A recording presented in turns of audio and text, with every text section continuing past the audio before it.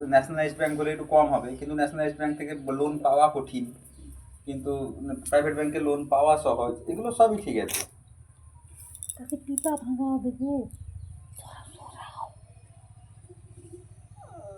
বাবা নেটের উপরে ঘুমিয়ে পড়লো দেখো। ও বাবা নেটের উপরে গড়া লোট খাচ্ছে।